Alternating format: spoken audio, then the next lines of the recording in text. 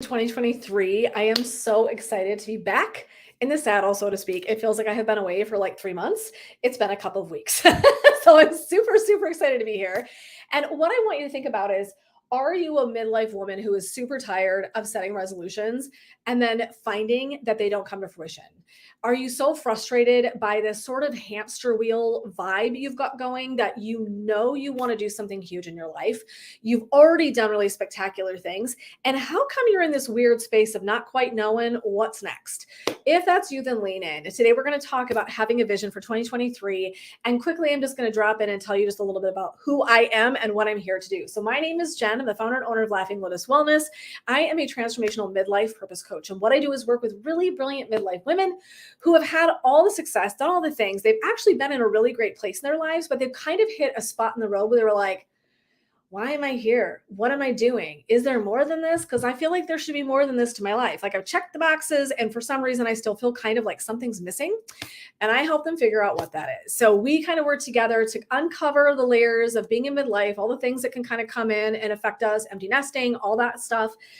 Parents that are aging, health changes, right? Hormone changes.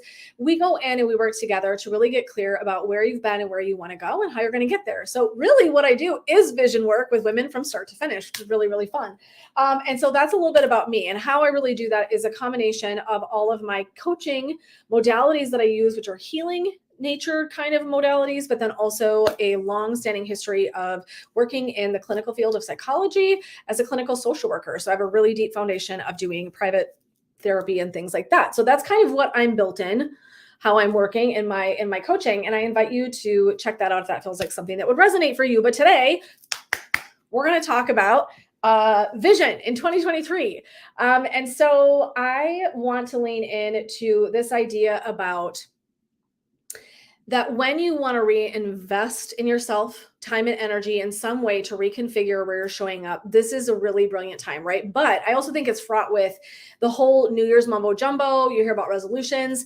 For those of you that know me, I will not stand on my soapbox very long, but I will tell you if you're new to me that I absolutely hate the word resolution because it really implies that you're broken, and you're not broken. Okay. Every single one of us is actually wired with our answers and solutions. And sometimes what happens is almost like that part of us kind of goes to sleep. So our job is to go in and like wake it up again. Be like, hey there, we have things to do. Where you been?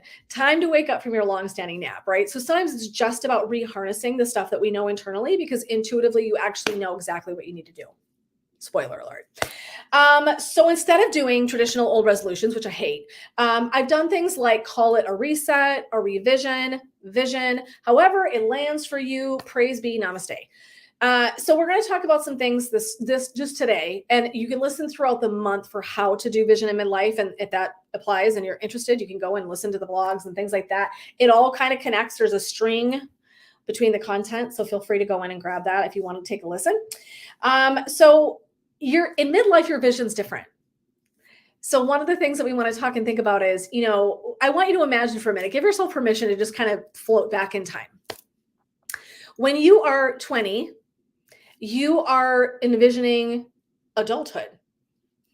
You might be envisioning finding a partner, a career. You might be starting to kind of settle a little more deeply into who you are, but really starting to kind of formally move into adulthood between 20 and 30, right? So we know your brain's still developing. There's still some pieces that are kind of like coming to fruition when you're in your 20s.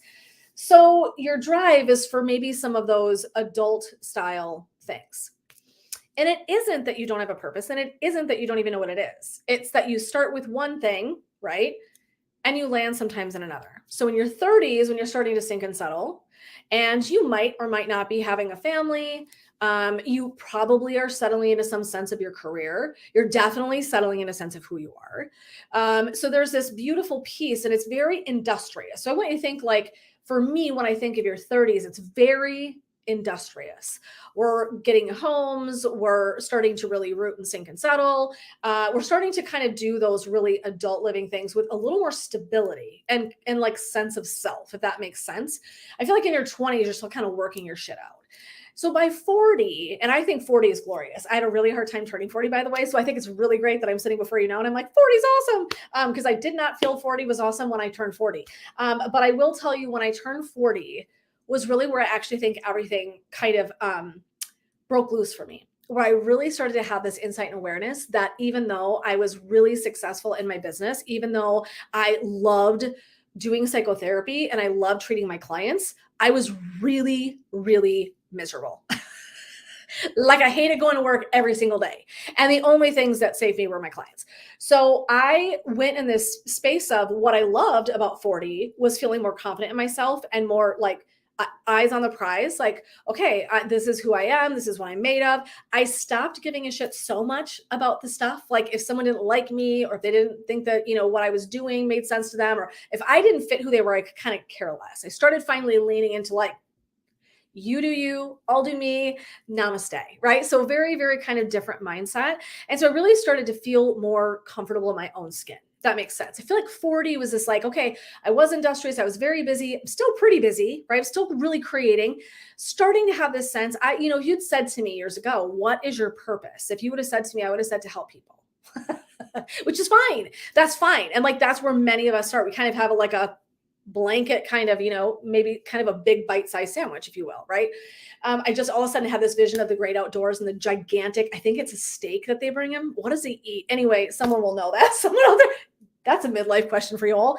But I'm envisioning him sitting at this table, and I think there's some big contest. He has to eat a certain amount of food, right? It's this ginormous amount of food. That sort of like purpose can get really big and nebulous, right? And we can forget like, oh, it's like not quite that big, right? But I would have said something along those lines. That was fine. And that at the time, that really kind of, it was working for me. It was like, yeah, this is fine. And now I'll tell you at 48, so I'm leaning much closer to the 50 mark. And I will tell you that everything that started growing at 40 from that perspective of rootedness, sense of self, not giving a shit so much has really only amplified. And I think that, one of the things that I talk about leading into quite a bit is like, I don't want to ask for permission for shit anymore. I'm tired of worrying about what people think. I just sent out an email this morning, talking and speaking to some of this and some of the journey that I went on in 2022 that really laid the groundwork for what I'm going to be doing in 2023. And so I want you to give yourself permission. The reason I'm talking about the 20s, the 30s, the 40s, the 50s, right? So I'm not there yet, but I'm getting there. I can only imagine. I've got friends in their 50s. So for me, midlife looks between 40 and 65, 60, 65. Okay. So when someone's out there like, what's midlife? That's kind of but it doesn't matter. You decide. But I wanted to speak to those really early years where you're just kind of starting to settle in, figure things out, and what season you're in, right? So those are seasons. So when you come to midlife, you're starting to really reacclimate. So I know that one of my favorite phrases is that midlife crisis, right? So we can kind of show up in midlife and go, wait, what? I raised my kids, maybe, right? And this is just hypothetical. I raised my kids, check the box, have the house, have the partner, have the right. I can go through and I can say I did all these things. And I'm like, but why is it that I don't feel satisfied? Why don't I feel satisfied? I have all the things. And so I think that can be really distressing to us, which is what I think that midlife crisis idea comes from. And I also believe with 100% certainty that we get to redefine that at any point in our lives. If that does not fit who we are and where we are, we get to redefine that at all points in the journey. So for me, when the new year comes, 1 year ago, I ditched resolution because I hate that phrase. That was number one. And I really started picking a word, which you see all over the interwebs. I'm not sharing anything really different here today. This piece is not like, oh my God, novel. But I did start really creating like an intention or a focus because I felt like that suited me better. Like that word resolution, that didn't sit well with me. I'm kind of a language nerd and I didn't like it. And it felt like an ill-fitted suit to me to say, oh, I'm going to make resolutions. The other thing that I think is so freaking frustrating is if you sit down and you make resolutions is who's going to help hold you accountable, right? Are you working forward direction or backward? Are you starting from the end and working your way forward? Or are you doing it vice versa? Is it measurable? I'm not going to talk SMART goals today because I also think that's kind of snoozy. I'm going to be honest. They're a good idea. I'm not saying they're not. But I want you to even think bigger. In midlife, you're beginning to really embrace this idea that you're going to hopefully leave some kind of really beautiful legacy. Like, I want my life to have stood for something. I want my journey to have stood for something. I want to have impacted and created a journey for others in this way. And so I want you to start to get that bigger idea kind of rolling for yourself. Like, okay, so this is something bigger than just that part, right? Like I'm just doing life and I'm in my career and I've got my stuff. But when we get that dis-ease, right, going on for us, and we're like, why am I midlife and I should have all the things and I should be really satisfied and I'm not, it's often because we just haven't made an adjustment for ourselves that we need to make. Okay. And that's really what I think that stems from. So it's time to look at things like your relationships, your boundaries, your friendships, your spiritual practices, your career and your purpose. I hear a lot of people, excuse me, I hear a lot of women get really stuck in, if I needed to change my career, who am I? If my kids grow up and move out, who am I? I hear a lot of, who am I if I'm not these roles and tasks? If I show up in midlife and I'm not sure if those things are shifting, I feel like the sand beneath me is shifting and my feet don't have any purchase. That's a lot of what I hear women speak to, because it's like I'm reinventing myself. So I can either go into that a weepy, sappy, crying mess and feel completely defeated by the fact that things are changing, right? That my season, my life, my circumstances, the experiences I'm having are changing. Or I can go into this with a really badass attitude. I can be like, you know what? It's not the end of the world. What it is a beautiful time to wake myself up again and shake up my shit. That I give myself permission in 2023 to show up as the next best version of myself. And I'm also going to do it with some grace because I understand that I'm imperfect, that the journey sometimes is imperfect. I have an entire year of content laid out. I have a dad in hospice. Could something happen that disrupts my calendar? Absolutely. So I have to go into all of these pieces with this wisdom riding around with me, right? And so I can be like, oh my God, this is so shit, to have to like worry about this and to have this, like, well, this is life, right? And I want to embrace this experience as much as possible, to spend as much time with my dad as he's still here. Like, that's really important to me. Guess what? In midlife, we often know what we value more. We begin to really prioritize for ourselves what's important. That's the beauty of midlife. The beauty of midlife is your wisdom and your ability to really stand more fully in your value set. So there's really wonderful pieces about it. And while there's a lot of shifting, you've been prepared. Okay. So that's the way that I think about midlife. You've prepared. I think midlife's so good. We kind of know what the shit is. We kind of know what to expect. We're kind of busy. We're sort of settled though in our journey of career path, whatever, family, parenting. We sort of know, right? And I love that. There is something really settling about that. So I would invite you to lean into reconfiguring how you want to do your new year. And I've seen so many women saying, I am so done with resolutions. And because part of it is, if I set those things forward and for some reason or another, I can't achieve them, people feel really defeated. And so, right, that can be and every one of us has probably been there at some point where we set something forward and we were like, that's not working. And then I feel like, oh, well, I'm just going to throw it on the shit can because this is not working. I can't make this happen, which is it's a fallacy. But we want to make space for the stuff of midlife. So if I'm aware that the stuff of midlife is going to show up, my kid's going to have something going on, my husband might have something going on, my career might be shifting, I might need some different spiritual journey of my own, whatever it is, I know those things are there, right? So it's like making friends with the stuff of this season rather than kicking and screaming about it is just a really different way to show up to it. So what I want you to realize is your vision is going to be different in midlife than it was when you were 20 or 30 or even 40. As you age, your vision will also progress and shift and change. And that's actually really beautiful because the new vision is always based in wisdom and growth. You're another year older, you're another year wiser, right? There's so much experience underneath your belt. And I feel like really embracing that and just experiencing me, like, thank you, God, for all of this experience and wisdom and all these teachers in my life. And so what I want you to think about is vision versus resolution, right? Forward thinking about the things that you'd like to do with some flexibility and some self-compassion. Because like shit will happen. And let's just be nice about it to ourselves, right? So I love one thing that you can do. Certainly my ideas. I love the one word vibe. That's kind of my energy, is to kind of pick a really, and I pick one word because it's super focused. So I forget what 2 years ago, when I started this, I've probably done it for about 4 years. I'm guessing 4 years or better. Last year was discernment, which was really big growth for me. It was really hard. I'm going to be honest. It was really hard. It was a lot of self-reflection and self-awareness and making sure that I was doing things that felt like they were in alignment for me. So if I bumped into something, an event, a person, an experience, something, and it did not feel good to me in my body, it did not feel good to me mentally and emotionally, I was like, then this is not for me.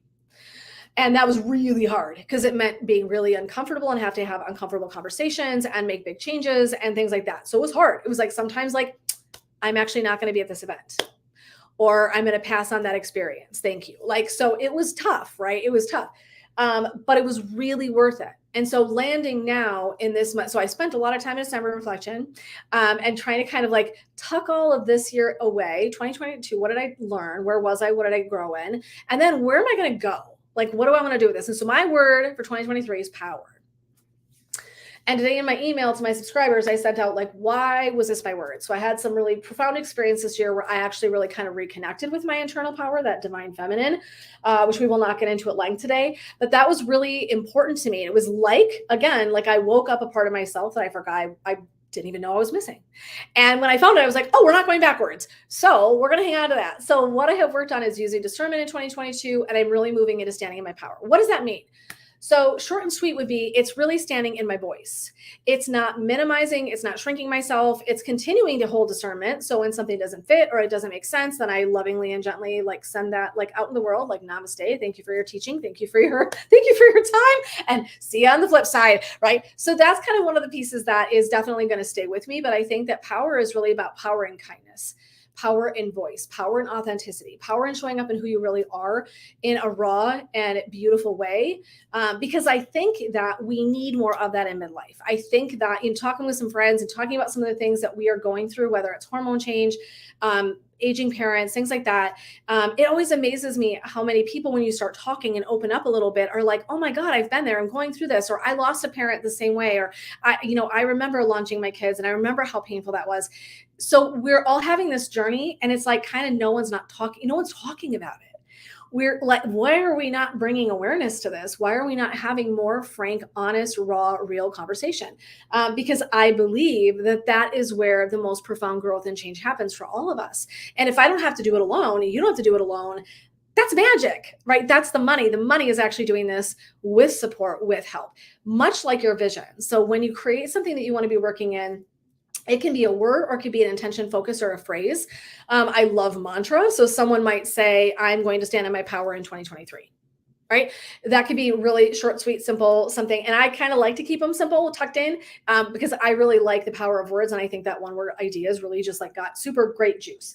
But you decide what fits best for you, right? This is, again, in midlife, you're old enough to decide what feels best for you and your journey and what you're needing. So you can create that real sense of like leaning into something that feels like you could use that area of focus. That's all that it means. I'm going to pull awareness. So here's the question. So here's the money. I was talking to my coaching client this morning, and she came up with her word elevate so good. I was like, oh, like we were done talking. I was like, oh, I get so excited when people land into me that just feels so aligned for them. We were talking about it. And what I want you to really think about is, why do I have a word? Jen, I can make a vision board. I can do all the things. And yes, you can, and you should. And that's great. Right. But instead of just being like the same things that we've all heard a million times, the reason we have this word is, in a moment of not feeling okay, I can always go back to it. So I always look at it, much like your purpose signature that I help women with, is I'm always going to go back to that. If something is like, I'm trying to decision make, I've got a relationship that's stuck, an event that's happening that's really tough and it's challenging me, whatever's happening, I go, and this is what I said to my client. Every time you feel like, oh, I'm not sure what's going on here, is it elevating you? Then I want you to go to your energetic signature for your purpose. And I want you to say, is that an alignment for that? They're beautiful anchors for a way to be self-checking throughout the whole year.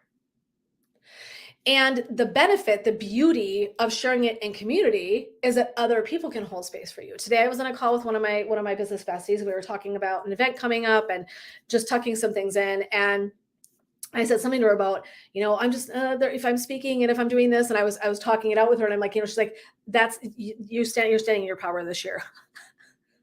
I was like, oh, okay, like so good. But had I not ever spoken into the heart of that with my people, right, with my inner circle, she wouldn't have known to say that to me. And she said, is that in alignment with your word for the year of power? No. Day what, 5? And if I was like, see, I suck at this, and how, right? Come on. This is going to take time. That's the whole idea, is that this is going to be my practice for the year. So it's a really wonderful thing in that kind of status where I get something and I get an invitation, or I get, like, hey, do I want to do this or not? Is it going to help me stand in my power? Is it helping me transform? Those are my two, right? My word of the year and my purpose. So these are the two things it's like my measuring tape, my barometer. Okay. That's why we have them. So one, if you've picked a word for the year or you have a mantra, I'd love to hear it. So please put it in the chat, because that's really fun. And you're always going to inspire other people. Huge. So thank you. And that's why I'm sharing mine. It isn't that you're going to adopt mine. Yours could be connect, peace, joy, balance, right? Elevate. I love elevate, reach, transform, manifest, self-love. I mean, oh my gosh, there's like a million, right? There's no shortage of things that you can work on. So pick a thing. And what I recommend is you look at 2022 and you go, what did I walk out of this with knowledge about? Where am I at? Okay. What would I like to do with that in 2023? If I had a transformative experience of some kind and I learned something in 2022, what do I want to do in 2023? Where am I going to take and use that? How is it going to be useful and helpful to me? That's where I think really big personal growth starts happening. And I think the other piece is really honestly sharing it with your people. So if I'm never speaking into the heart of this, and it's why I put it out there. I put it in my email. I talk to my groups about it. I'm not shy about it because it holds my feet to the fire, right? I don't want to wuss out because I decide that something got hard. And I love that someone will look at me in my inner circle and be like, that's not you doing that thing. I need it. We all do. And also, right, the balance of that, the yin and the yang, right, is giving yourself compassion. Because I'll have to revisit it and I'll have to revise it, and something might happen, and then I might have a ding and I have to kind of go back and I have to revisit this, right? I have to revise or revision something for myself. We all do. This is not abnormal. And so it's just really about making space for this to show up in this season the way that you most need, and really leaning in and listening to that for yourself. Okay. So that's huge. So that's what I want to drop in and speak to today. If you want to go back on the video that I will be putting out here shortly, I talk about a new kind of vision and 4 things that you can do in the new year to create a new vision. So that will be coming out this week. We had some strange things happen. So my schedule's been kind of goofy. So everything's going to kind of be wonkadelic coming out this week, but that's okay. We'll get back on track. This is self-compassion. And so you can watch that video if you'd like, but it's already up on my website. So if you want to go to catch that, you can go to Purpose Tools on my website. That's laughinglotuswellness.com, and find Purpose Tools. You can click right there, and that video is hanging out. It's also on YouTube.